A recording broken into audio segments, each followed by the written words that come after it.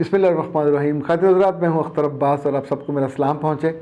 ऐसा बहुत कम होता है कि पहली दफ़ा आप किसी से मिलें और आपको मुद्दतों तक उसकी शक्ल और उसके साथ की हुई बातें याद रहें। ये पूरे 2 साल पहले की बात है। एक ख़ातून अपने भाई के साथ तशरीफ़ लाईं और वो इटली से आई थी। पाकिस्तान में उनका घर खारिया में था। अपने बड़े भाई के साथ, ज़ाहिर वो काफ़ी उम्र के थे, उनके साथ वो तशरीफ़ लाईं। उन्होंने 2 घंटे का सेशन लिया और कहा कि मेरी तो कहानी ख़त्म नहीं होनी। तो भाई को उन्होंने भेज दिया कि जो को काम वाम था वो कर आएँ।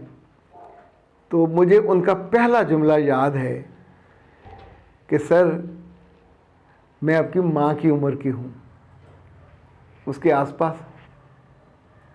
मैं एक नाकाम माँ हूँ और मेरा दिल दुखों से भरा हुआ है। यूरोप के मुल्कों में जो पाकिस्तानी माएँ रहती हैं, उनके दिल में क्या होता है, कितना दर्द, कितना दुख। वो जो ब्लॉटिंग पेपर की तरह, वो जो कभी उनको निचोड़ें तो जो अंदर से स्याही निकलती है, ये दिल स्याही चूस जैसे होते हैं। बिल्कुल सामने बैठी थी और उनके हाथ, जब जब उनके हाथों पे मेरी नज़र जाती थी, मुझे लगता था ईंटें कूटने वाले जो मज़दूर होते हैं सड़कों पे, आपको याद है ना, सड़कों पे औरतें और मज़दूर, ये अब तो कारपेटेड सड़कें बनती, इससे पहले वही बेचारे सारा दिन ईंटें कूटते थे और उनके हाथों में वो जो गट्टे पड़ते हैं वो पड़ना बंद हो जाते थे, वो जो छाले पड़ते थे वो बंद हो जाते थे और हाथ किसी सख्त पत्थर जैसा हो जाता था। सारा सारा दिन आप, ये जो मुशक्क़त की चक्की होती है, औरतों के हाथ तो ऐसे नहीं होते, पर उनका हाथ मैंने सीधा करवाया और मैंने देखा, और देख के मैंने लिटरली जो मेरे दिल में था वो मैंने नहीं कहा, मैं चुप हो गया। फिर उन्होंने अपनी कहानी आगाज़ की।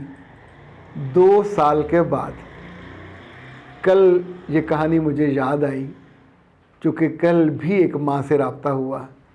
ये स्वीडन से थी और ये जो 2 साल पहले तशरीफ़ लाई थी, ये भी यूरोप से थी। और आपको पता है यूरोप के सारे मुल्कों में एक ही वो वीज़ा चलता है, मिजाज भी करीबन एक जैसा।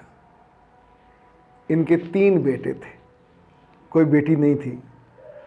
और उन्होंने कहा कि मैंने सारी उम्र इन बच्चों के कपड़े धोए, इनके जूते पॉलिश किए, इनको इनके कमरों में बिस्तरों पे बैठे मैंने नाश्ते और खाने पहुंचाए।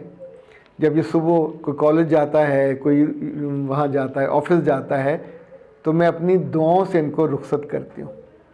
जब वापस आते हैं तो मैं खुश मिजाजी के साथ दरवाजे पे खड़े होकर इनका इस्तकबाल करती हूँ। पर मेरे लिए किसी के पास ज़रा टाइम नहीं है। जो उनके दिल का बोझ था वो ये नहीं था कि शी वॉज इग्नोर्ड, कि कोई उसको बॉदर नहीं करता और उसकी इन सारी मोहब्बत का और सारी खिदमत का कोई पारी कोई नहीं था ना। फिर उसने कहा, सर ज़िंदगी में पहली दफ़ा मैं आपसे ये बात बयान करने लगी हूँ। सारे दुख छोटे, सारे बच्चे, दुनिया आपको इग्नोर कर दे, ये भी आप सह जाते हैं, पर मेरा मियाँ जब एक औरत को, अंग्रेज़नी थी, उनको घर लेके आता था और उसके बाद वो खड़े होके यहाँ हाथ रख के कहता था, अगर मेरे कमरे वाल आई तो टोटे कर देंगे, टोटे, अगर उथों दी नंगी तो कीमा बना देंगा। यानी ना मैं झांक सकती थी, ना देख सकती थी। इवन इस तरह का मेरे सर पे खौफ था कि मैं सोच भी नहीं सकती थी कि इस वक्त वो दोनों मेरे कमरे में हैं और क्या कर रहे हैं। फिर उसने कहा, ये जबर, ये जुल्म मैंने कितने साल सहा और मैं चुप रही। जब बच्चे थोड़े बड़े हुए, 12-14 साल के, तो फिर एक रोज़ मेरे मियाँ को दिल का दौरा पड़ा और इसी हालत में पड़ा और वो एक्सपायर हो गया। उसके मियाँ को मरे हुए 7 बरस हो चुके थे जब वो मेरे पास तशरीफ़ लाई 2 साल पहले।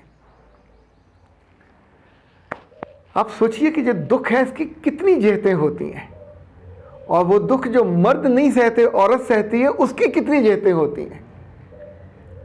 अल्लाह ने इसको इतना बड़ा दिल दिया है माँ को और बीवी को, हम नकदरे क्या जाने।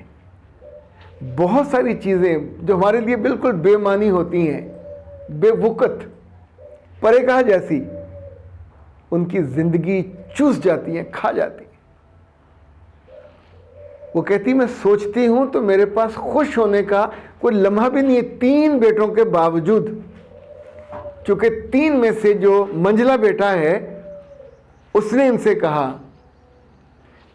शादी मैं आपकी मर्ज़ी से कर लूँगा, लड़की मेरी पसंद की होगी, घरेलू, मगर मुझे अपनी गर्लफ्रेंड को घर में लाने की आप इजाज़त दो, मैं उसको घर लाना चाहता हूँ। और उसने कहा उसकी एक नहीं है, उसकी कई गर्लफ्रेंड्स हैं। और घर लाने का मतलब आप समझते हैं, जो वो अपने मियाँ को देख चुकी है और सह चुकी है।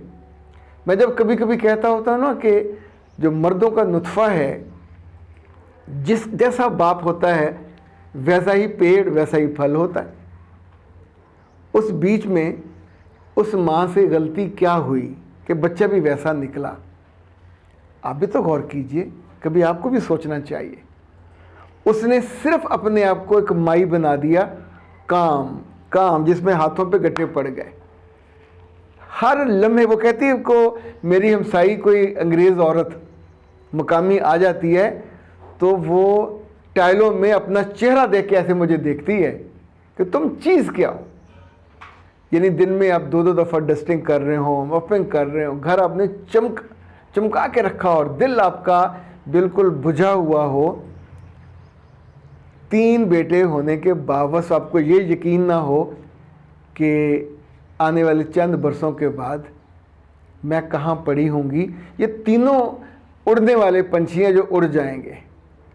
तो मैंने उनसे बड़ा संभल के कहा कि जब आपका मियाँ बेवफाई कर रहा था, जब आपका मियाँ गोडे गोडे और गिटे गिटे गुनाह में धंसा हुआ था, तब भी आपको ख्याल नहीं आया कि आप अपने बच्चों को उस गुनाह से बचा लें। तो उसने कहा मैं कैसे बचाती। मैंने अपने आप को फिर कामों में मगन कर लिया, कपड़े धोती, बच्चों के जूते पॉलिश कोई नहीं करता। उसने कहा आज तक करती आ रही हूँ। वो उनके गंदे कपड़े धोती हूँ, तह लगाती हूँ, उनके रखती हूँ अलमारियों में, उनके बिस्तर। मजाले को बच्चा एक चीज़ उठा के यहाँ से वहाँ कर दे। तो ऐसे में एक माई की हैसियत की माँ का दर्जा मांगेगी तो नहीं मिलेगा। पर अब जिस बात से उसका दिल फिर चकनाचूर हुआ था दोबारा, वो उसके बेटे की आरज़ू थी कि वो भी उस गलीज़ बाप जैसी गंदी ज़िंदगी बसर करना चाह रहा था कि वो मुख्तलिफ़ लड़कियों को घर ला सके। उसके बाद एहसान वो ये करना चाहता था कि अपनी माँ के कहने पे अपनी पसंद की शादी रेगुलर कर ले। खातिर हज़रात, मैं आज ये चाह रहा था कि आपसे अपने दिल की वो दर्द और परेशानी का करूं इजहार कि वो औरतें जो बेवफा मर्दों की बीवियां हैं, मर्दों को ठीक नहीं कर सकती, कोई कसाईयों की तरह धमकियां देता है, कोई फिज़िकली मारता है, कोई गालियां देता है और पीछे आपका मेका नहीं होता आपको हिफाजत करने वाला, तो फिर एक ही ज़िंदा रहने का रास्ता बचता है कि अपनी बेटियों को और अपने बेटों को अल्लाह से ऐसे जोड़ दें कि आप उनके लिए एक मुकद्दस और मोहतरम हस्ती बन जाओ।